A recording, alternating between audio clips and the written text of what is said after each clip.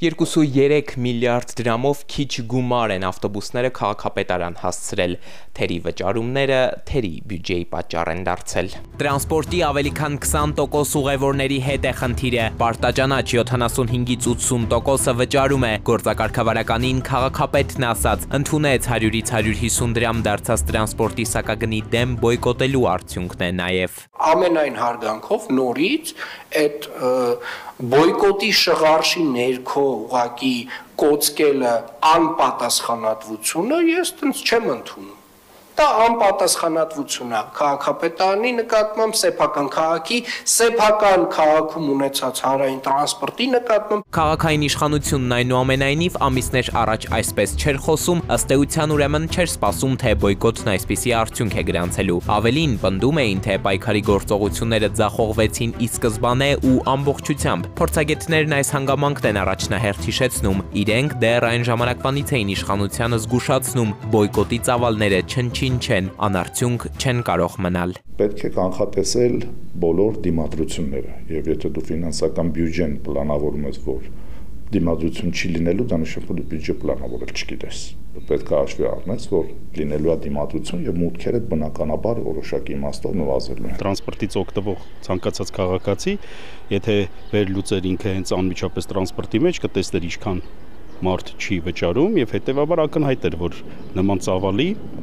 միգուցե նույնիսկ ավելի շատ թերկատարում լինի հավաքագրման տեսանկյունից։ Երևանի քաղաքապետարանը մասնավոր ընկերությունների նման ակցիա էր իրականացնում։ Ասում էր հունվարին եւ փետրվարին ձեռ բերեք փաթեթ կստանաք 1 ամիս նվեր։ Բա այդ 1 ամիս որ նվեր էր տալի չէր հասկանում, որ 1/12 չափով պակասա չէ մարդը տոմս առնել։ Ամեն դեպքում ինչու ստացվեց ինչպես միշտ, եթե ուզում էին լավ բան անել, մասնագետները տարբեր պատճառներ են առաջ քաշում։ Երբ որ դու բերում ես մի նախագիծ, որը հաշվի չի առնում, որ պապիկը 20 րոպե կանգառում կան սպասում է, կողքով անցնում էր ավտոբուս, որի արժեքը 100 դրամ էր, ինքը դա չէր նստում, որ 50 դրամանոց տրոլեյբուսով գնա։ Ունեն մենք են ինչ ունենք այսօր։ Մենք այսպես ասած սայլը ձիուց առաջ դրեցինք։ Մենք պետք է ամբողջությամբ բարեփոխումները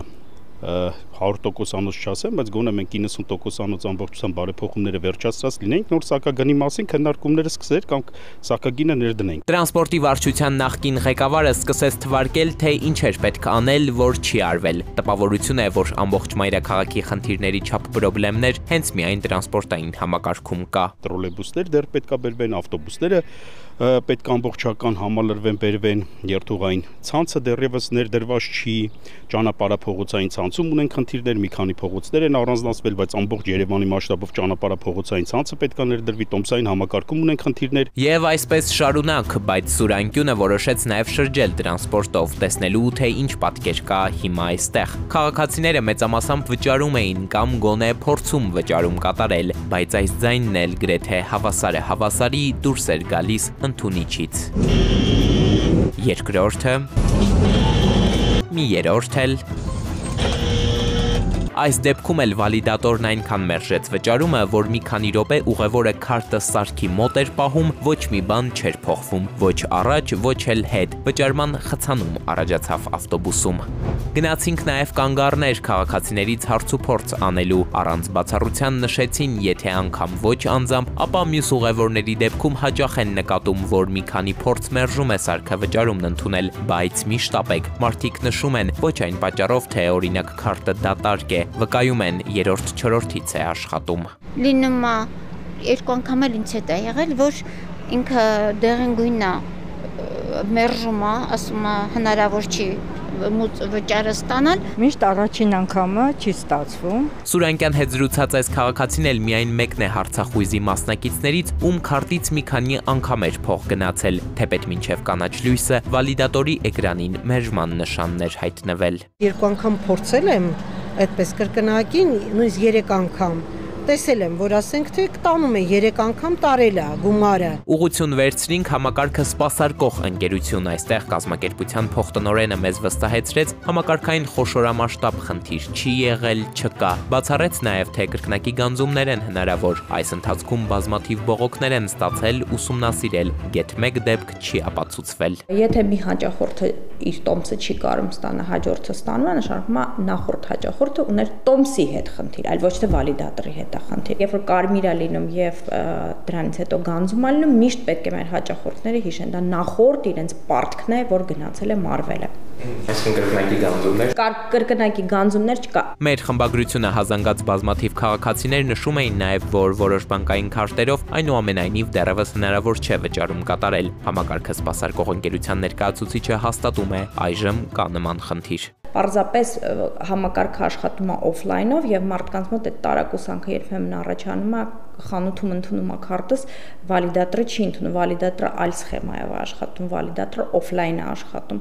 իսկ խանութինը օնլայն է աշխատում։ Այդ համակարգերը տարբեր են ու այդ համակարգերի տարբերության արդյունքում է, որ դուք որևիցե տեղ Հայաստանի Հանրապետությունում չեք կարող բացահայտել, որ ձեր քարտը այդ խնդիր ունի, միայն վալիդատորի վրա։ Իդեպ տերմինալներից տոմս գնող բազմաթիվ ուղևորների գումարներն այս ընթացքում ջուրն են գնացել, բայց ոչ թե այն պատճառով, որ համակարգը սպասարկող ընկերության վճարահաշվարկային տեխնիկաներն են անսարք եղել, այլ որովհետև տերմինալների տարածքում գողեր են եղել, հատկապես կանգառների մոտ տեղադրված տերմինալների, որովհետև ամենաշատ 100-200 հյուրանոցները արկղ կնետվեին, դրամընդունիչների արանքում չոփեր են մցրել, մարդկանց գումարը դրամարկղ չի հասել, բնականաբար տոմս չեն ստացել, բայց խաբեբաները հետո կարողացել են հակառակ կողմից, այսպես ասած, ոսկե դրամներին տիրանալ։ Տեսնես թերակատարված 2.3 միլիարդից որքան տոկոսն է կազմում այն, ինչ խոսք հետաքրքիր է։ Այնուամենայնիվ համակարգում փոփոխություններ են արել, էլ ճարպկությունը չի օգնի։ Հաճախորդը գործարք անելուց, երբ որ հանդիպում է այս գրառմանը, խնդրում ենք այս գրառումը տեսնելով կոպեկ մի նետեք։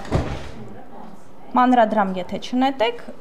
ժամանակի ընթացքում այդ զեղծարարությունը ինքն իրան կվերանա։ Վերադառնալով թերակատարված տրանսպորտային բյուջե, բա սա ինչի կբերի, ինչ արդյունքի սպասել։ Դրանք ազդելու են հենց տրանսպորտի ոլորտի վրա։ Առաջին հերթին եւ օրինակի համար եթե այսօր մոտավորապես 2.7% ունենք մենք ավտոբուսներ, որոնք որ դուրս չեն եկել, այսինքն այդ ֆինանսական հոսքը այնքան է աճում, որ Երևանի քաղաքապետարանը ուղղակի ֆիզիկապես չկարողանա անընդհատ այս ծավալը սպասարկի։ Քաղաքապետարանում հիմա արդեն նաև ավելի կոնկրետ թվերով են խոսում։ Այս տարի Երևանի քաղաքապետարանը նախատեսել էր եւ հայտարարել էր, որ ձեռք է բերելու շուրջ 45 տրոլեյբուս, նախորդ տարի 15-ն էինք ձեռք բերել, բանից պարզվում է, որ արդեն այդ 45-ից 30-ը առնվազն հնարավորություն չի լինելու առնել, որովհետեւ թեր հավաքագրումները բերել է նրան, որ այդ գումարը որպես այդպեսին չկա։ Այս դեպքում արդեն կարող այդ քաղաքացու մոտ հարց առաջանա, ես ինչ եմ մուծում, եթե բարեփոխում չեմ տեսնելու, այսինքն հակառակ էֆեկտը կարող տա։ Եվ վերջապես պետք չի պայմանավորել մուծումներով կտան թե չեն տա նոր տրոլեյբուս բերենք։ Իհարկե դա ոչ միայն քաղաքային նշանակության հարցը, դա ռազմավարական նշանակության հարց է։ Տրանսպորտ ձեռք բերելը, հա, տրոլեյբուս ձեռք բերելը, օփել ձեռք բերել չի էլի, փող ունենք, գնանք ավտոշուկայից օփել ձեռք բերենք, մի ժամում կիրակի օրը գնանք շուկան, հետ կան կամ այդ լիստը թերթենք։ Հանրային տրանսպորտը, ավտոբուսը, տրոլեյբուսը այդն մեծ քանակը, դա բանակցություններ են։ Իշխանությունն ամեն դեպքում հույս ունի, որ այս բոլոր խնդիրները շուտ են լուծվելու։ Մոտ ապագայում, երբ խորհրդարանը կընդունի տրանսպորտում չվճարելու տուգանքի օրինագիծը, սակայն փորձագետները այս հարցում էլ չեն կիսում պատասխանատուների տեսակետը։ Պնդում են հսկիչներին էլ ավտոբուս բարձրացնելով հարց չի լուծվելու։ Մեզ ու մեր խնդիրներին իրական աչքերով չնայելու երկրորդ ակտն է։ Օրենքի նախագիծն ի դեպ ազգային ժողովում դրական եզրակացություններ արդեն ունի։ Էդուարդ Պողոսյան, Զոհրաբ Քարամյան, Վահան Գուլոյան, Սուրան Գյուն։